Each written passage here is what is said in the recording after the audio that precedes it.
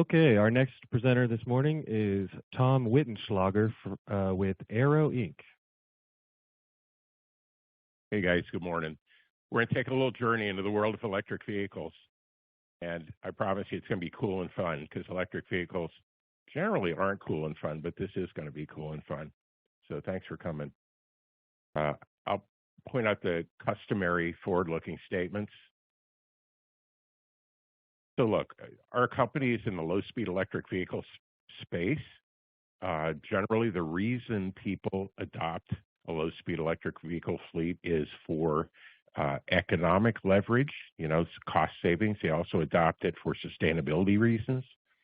And of course, sustainability means a lot of things to a lot of people. So we're going to define it a little bit later. I won't spend too much time on it right now. But fundamentally, what we've done is we've built vehicles that are really designed to traverse environments without disturbing them.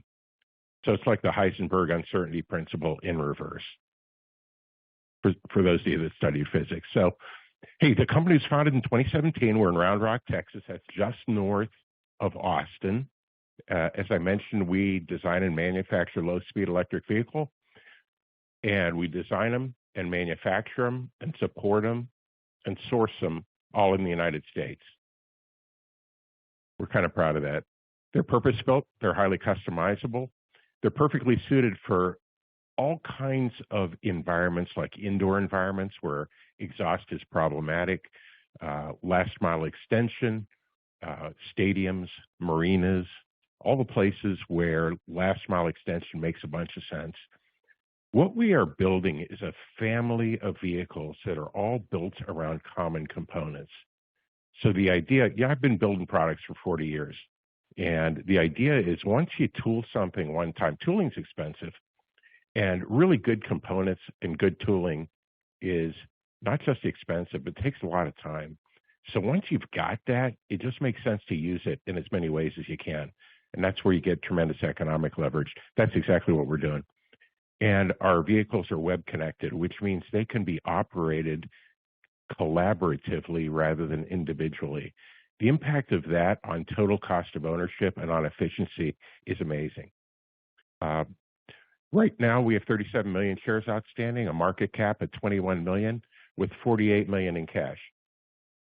So clearly, the new math has made itself felt.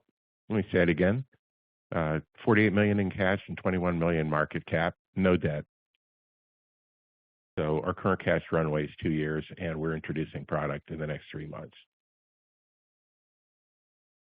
Okay, September 21, we put a new management team in place, and I brought in a group of guys that are absolutely extraordinary. They're people who are now in the low-speed electric vehicle space, but they come from other very, very high-end transport spaces. I'll show you who those folks are in a second. Our management team has over 200 years of experience. We're releasing our first product. That's the one on top. That's our utility vehicle in the next 3 months. Our demand from early adopters has been staggering. And the reason the demand has been staggering is if you think about all the vehicles in this space, they're kind of converted golf carts. So they're a whole bunch of stuff. They're low quality, they're ugly as sin, and they break generally in 3 years, which means you have to replace them every 3 years. So we had this idea: what if you build something that's built to automotive OE standards? What happens if you give it looks that can kill? And what happens if you give it a lifetime of 10 years? What would that do to the total cost of ownership model? Well, I think it's going to do a lot. I think we're about to upset an oligopoly. While launching our new platforms, by the way, we reduced our costs. So while we were developing this thing, we reduced our cost and our run rate by $10 million a year while doing a development. People tell me that's not possible, and I love when people say that. We have a great IP portfolio. I've got 2 patents already granted, 14 pending, and in the patent portfolio, it's great to be in your 60s because what happens is the USPTO has a special provision for accelerated consideration. So if you're 65 or over, you get in a different line. You get in the express line, which means you can knock down patents like bowling pins if you actually know how to write them. And we won 2 prestigious awards, both the Red Dot and the Frost & Sullivan Award. And I'm really proud of both of them because it's validation that independent people that haven't been paid think what we're doing is disruptive. Very, very experienced management team, people from ZF, TRW, an Annapolis grad, a West Point grad. Terry Nielsen, my VP of manufacturing, was building tools 45 years ago. He doesn't just know how to run a factory, he knows how to build the tools that go into the factory. Target market is interesting. It's expected to grow from 10 to 15 billion by 2028 at a compound annual growth rate of, call it in the mid 7% range. Commercial vehicles are expected to dominate that LSEV market. And of course, that's why we're launching a commercial utility vehicle. Things like emission standards are driving adoption. And look, here's kind of the fact of things. There are places where electric vehicles make a ton of sense, and that's in last mile. Last mile city, last mile extension, they make a ton of sense. In the long haul stuff, we can have a spirited debate on whether or not they make sense. But in the short haul, it's a no-brainer. It's a complete no-brainer. And of course, there are other factors boosting demand for LSVs, including, an aging population, campuses, fleets, mobility solutions, all the things where people want to use a smaller vehicle that costs less, is whisper quiet, and is light enough to go almost anywhere without tearing things up. And of course, we see applications in last mile cargo, micromobility, that whole space. So here's kind of where our vehicle sits. So it sits above the converted golf cart space, but below the full-size electric truck space. So that gap is kind of interesting because in the full-size truck space, those are incredible vehicles, but they cost a king's ransom. And the golf carts are such low quality. I mean, literally, I wouldn't even park one in my driveway if you gave it to me. So we're right in between there. We have done some very, very pivotal changes. We are aggressively building an American design, American built product line. We're manufacturing it in Round Rock, Texas. All of our vehicles are designed to automotive OE standards. I've cut the head off of the Trans-Pacific supply chain. So, I'm always wondering what's so sustainable. People go, well, electric vehicles are sustainable. Really? What's sustainable about schlepping stuff 9,000 miles across the Pacific? Obviously, it's a different definition of sustainable. And I know what it takes because I spent my whole time in the Pacific Fleet when I was in the Navy. We have minimized the Trans-Pacific supply chain. And of course, we have altered our relationship with Club Car so that we're going to direct to dealers rather than going through a corporate intermediary. By the way, that saves us 30 points of pass-through. And that really feels like our money, right? And of course, we're demonstrating what ESG actually means. In terms of the ESG stuff, obviously we're doing sustainable sourcing. Our supply chain isn't trans-Pacific. Our supply chain goes from Ontario, Canada, to Detroit, Michigan, to Elkhart, Indiana, to Austin, Texas. That's a one-day route for an 18-wheeler, which is different from an 80-day trek for a supply ship, and a truck, and a train. In sourcing, obviously I talked about sourcing. In terms of usage, what we've done is made every vehicle multi-use, so that rather than buying a fleet of 300 vehicles, you can buy 100 with 3 different payload types. So you reduce fleet sizes dramatically, reduce your total cost of ownership while you're improving your quality, your fleet quality. And finally, on impact minimization, we've gone to fly-by-wire, brake-by-wire, steer-by-wire. We're not going to build an autonomous vehicle. I mean, I come from that space, and the issue is that autonomy is extremely complex, it's extremely expensive, and it has a very, very high cost of entry. But we're autonomous ready. So because we're steer-by-wire, fly-by-wire, and brake-by-wire, anybody can drop any autonomous module into our VCU, that's Vehicle Control Unit, and implement autonomy.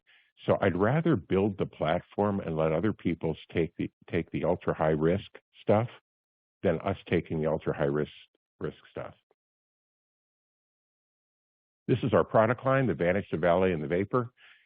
Utility, people mover, golf car. And again, we're very, very focused on having platforms that were unusually, unexpectedly premium. So if you go to a resort and you're dropping $1,000 a night to stay at that resort, part of the resort brand obviously is going to be the way you get around the resort, the way you get around the golf courses on those resorts. And so we're very, very focused on a high quality, super stylized platform family, all from common components. Because they're from common components, it means they're competitive in price, but they're not competitive in performance or in styling. I talked about the fact we have scalable telemetrics in the vehicle. You'll say, Tom, why do you want scalable telemetrics? Why do you connect? Why do you care that the vehicles are connected? So, well, let me answer that. The reason is, my regular home's in Sarasota, Florida. And the thing about that part of the country, other than its most beautiful beaches in the world, is the fact that every afternoon around 4 o'clock, a violent and frightening thunderstorm will come through.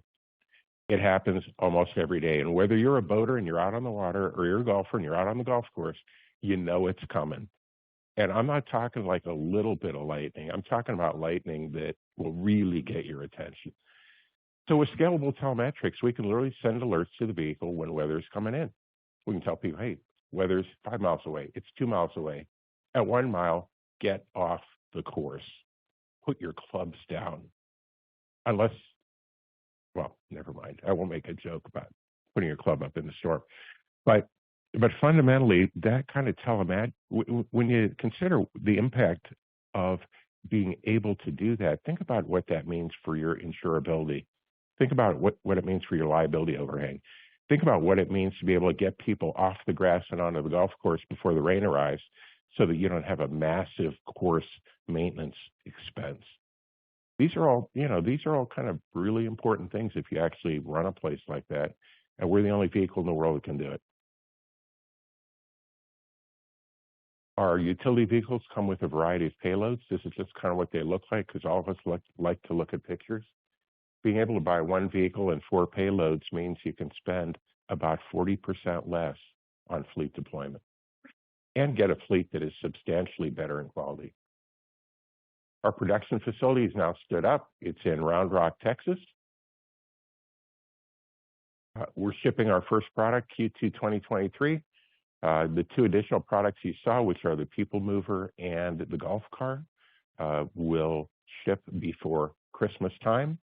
We're pursuing over 1,800 channels to market. Those include dealers, distributors, direct fleets, upfitters, and material handling folks. We're establishing beachheads in all of our relevant market areas. And so look, what are we trying to do? It's really simple. What we're trying to do is challenge an oligopoly. If you're today in the golf business, you have the following choices: Club Car, Easy Go, Cushman, Yamaha. Those are kind of your choices. And the question is, are any of those vehicles that you would consider high quality? Are any of those vehicles you would consider of sufficient style that you would want to tie your brand to them? I'll let you answer that. If I were answering, I'd say, hell no. They're unbelievably commoditized. So the question at hand is there a place in this market segment for a high quality, high style vehicle? If you believe the answer is yes, then we're kind of a cool play. And if you believe the answer is no, I should go back to Sarasota, get on my boat, and stop building vehicles. So I think there's a place in this segment for premium platforms. There are none. And we're gonna find out here in about a couple months.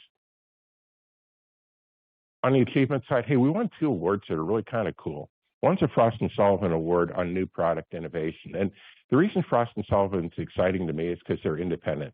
You can't pay them to do anything. They're totally independent. I bought my first Frost & Sullivan report in 1984. They've been around a long time.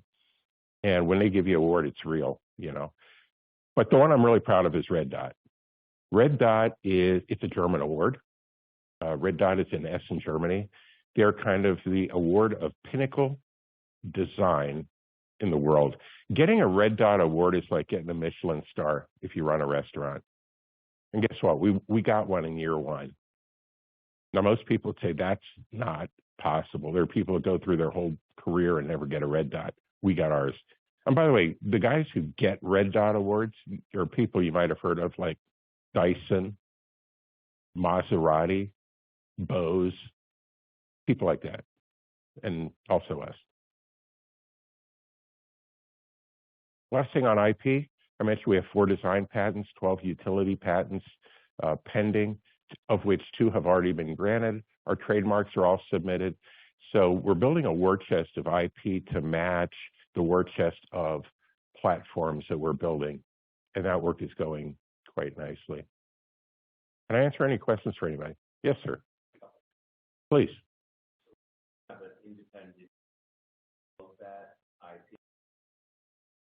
So the question is, do we have an independent validation of the IP and what it's worth? And the answer is no, because we're writing it and getting it granted right now. The real purpose of our IP is to put up a kind of a fence on underlying technologies, a fence on integration, and a fence on styling. So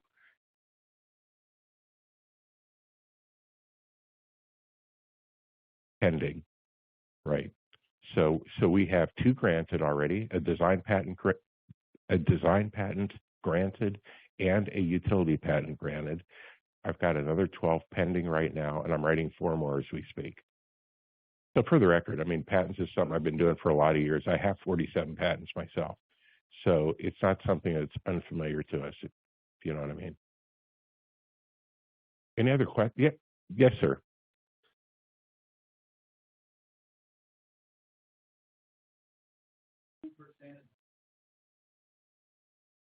So the club card, great question.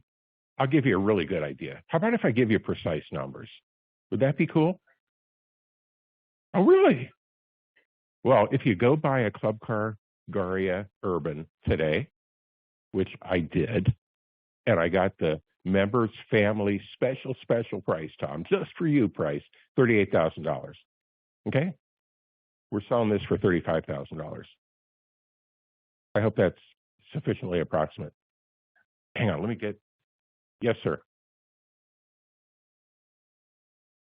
Yes. Mm-hmm.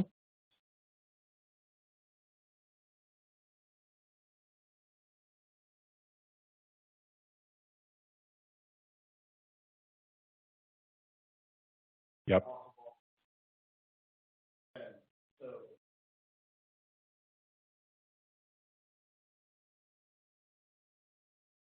So the answer to your question is the telematics and the reporting system and the geofencing, it's on the vehicle. Now, the method by which monetization occurs is a whole nother question. Okay, I'm building vehicles. I'm building the best vehicles in the world. But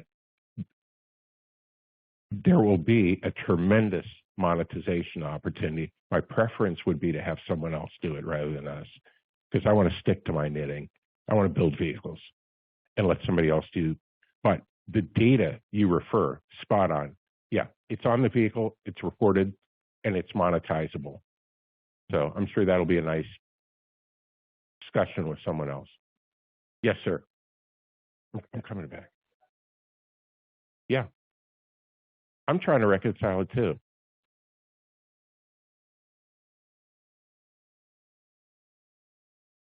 Mm-hmm. Yep.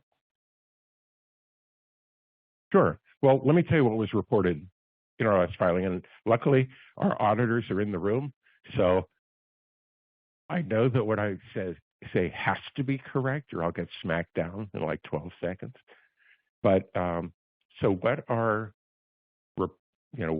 reported Q will tell you is that we're burning at right about $4.5 million per quarter net. We're sitting on $48 million in cash. Our first product launches in the next 3 months. And when it launches on a per vehicle basis, let me tell you the norms in the industry for this as you come down the supply chain. Generally, on the vehicle itself, you'll have margins in the high 20s, and on the payloads, you'll have margins in the 50s. That's generally what one sees. So you can run the math. Yeah, I didn't study new math. I did old school stuff. In fact, when I went to college, you couldn't use a calculator. You had to use a slide rule. And so those numbers, I don't know what to tell you. Yes, sir.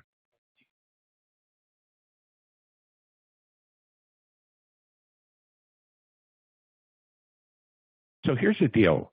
I'm an electrical and nuclear engineer, so I'm not a fiction writer. So I don't know about how you convert into carbon credits. There are a lot of people that do that, and what we would do is we would partner with them, and how. Yeah, that someone actually writes and is found to be acceptable. That is way outside my wheelhouse, and so.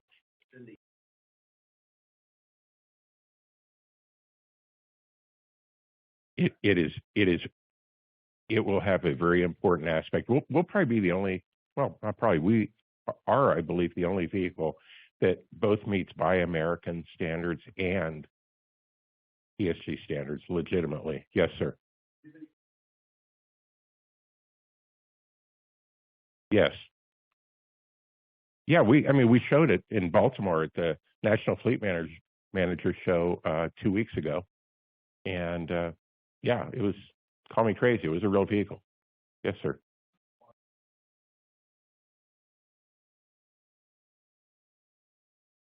So supply chain questions are always interesting, and they're interesting because when you're in the vehicle business, to make this thing takes 800 discrete assemblies.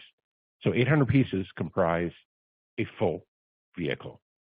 And so 85% of our supply chain is in North America, which makes it a lot easier because it's available via truck rather than via ship and or train and or other and or airplane, which is a really bad idea. But when you talk about supply chain, right now there are these quirky perturbations that make forecasting it very, very tenuous. Now, do we have everything we need to build our vehicles at the moment? The answer is yes.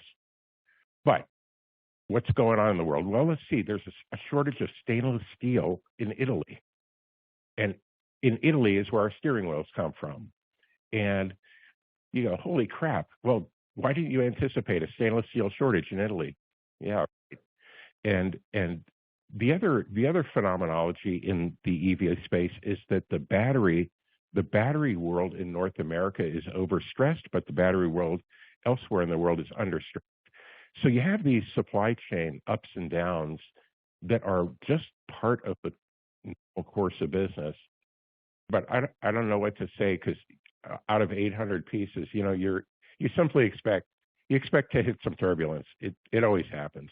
And the hardest thing always is two things: harnesses and glass. Those are the knuckle busters every single time. We think we have them under control. Yes, sir. You know what? Right now, I can't talk about the order book for the simple reason that technically, until you have your state manufacturer's license issued, you're not permitted to do so. But so we can build in our Round Rock factory 9 per day single shift. So you can extrapolate that. And of course, we have partners that we would turn full build over to, like Linamar. Linamar is our manufacturing partner in Canada. They do $6.7 billion a year in parts with GM, Ford, and Chrysler. They're a very credible partner. Guys, thank you very much.